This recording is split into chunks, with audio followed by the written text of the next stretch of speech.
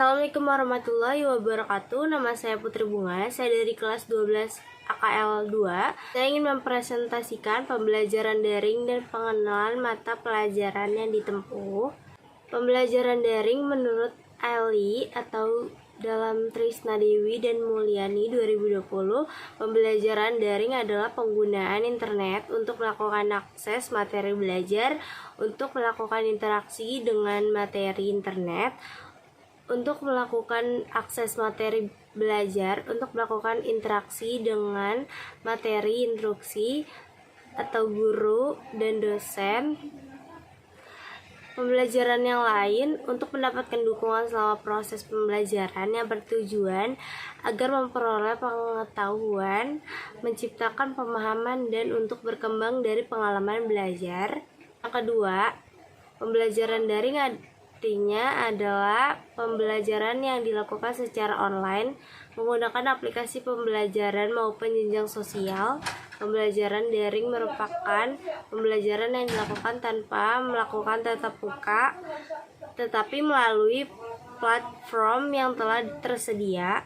Analisis kelebihan dan kekurangan metode pembelajaran daring. Yang pertama ada kelebihannya. Kelebihannya ialah yang pertama itu mudahnya mengetahui info dan mengakses materi atau bahan ajar yang diberi guru. Yang kedua, pengumpulan penugasan yang simpel dan tepat waktu yang sudah tertera. Yang ketiga, bisa dilakukan dimanapun dan kapanpun.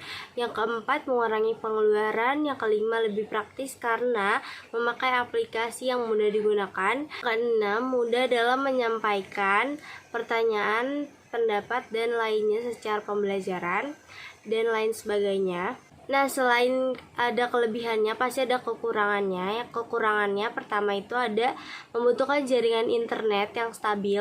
Yang kedua, kesulitan jaringan mengaruhi konsentrasi peserta didik. Yang ketiga, ketidaktergantungan tempat dan waktu. Yang keempat, kekurangan dalam masing-masing aplikasi belajar. Dampak positif dan negatif metode pembelajaran daring. Yang pertama ada dampak positifnya. Dampak positifnya yang pertama minimalisir dan mengurangi laju penyebaran penyakit COVID-19. Terus yang kedua, menumbuhkan kemandirian belajar untuk siswa ataupun mahasiswa. Yang ketiga, metode pembelajaran lebih variatif dan waktu yang fleksibel. Yang keempat, mengenal teknologi atau platform pembelajaran daring.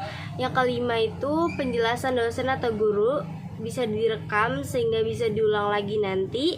Selain ada dampak positif, di sini ada dampak negatifnya juga. Yang pertama, kurangnya pemahaman materi yang disampaikan guru atau dosen. Yang kedua, kurang fokus.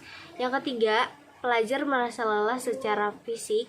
Yang keempat, penggunaan kuota yang boros. Yang kelima, kurang semangat dalam belajar. Tadi Putri udah ngejelasin tentang pembelajaran daring dan pengenalan mata pelajaran yang ditempuh. Sekarang Putri bakal ngejelasin pedoman PKL. Di sini ada rasional, pembelajaran berbasis aktivitas yang interaktif, inspiratif, menyenangkan. Terus proses pembelajaran di dunia kerja atau DUDI disebut dengan praktik kerja lapangan atau PKL.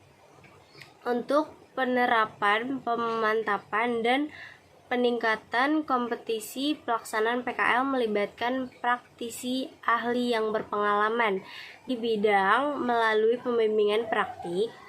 Di sini ada tujuan PKL. Yang pertama, memberikan pengalaman kerja langsung untuk menanamkan iklim kerja positif yang berorientasi pada peduli, mutu, proses, dan hasil kerja. Yang kedua, menanamkan etos kerja yang tinggi bagi peserta didik untuk memasuki dunia kerja menghadap tuntunan pasar kerja global. Yang ketiga, memenuhi hal-hal yang belum dipenuhi di sekolah agar mencapai keutuhan standar kompetisi lulusan. Yang keempat, mengaktualisasikan penyelenggaraan model pendidikan sistem ganda atau PSG antara SMK dan institusi pasangan atau DUDI memadukan secara sistematis dan sistematik program pendidikan di SMK dan program latihan di dunia kerja atau DUDI.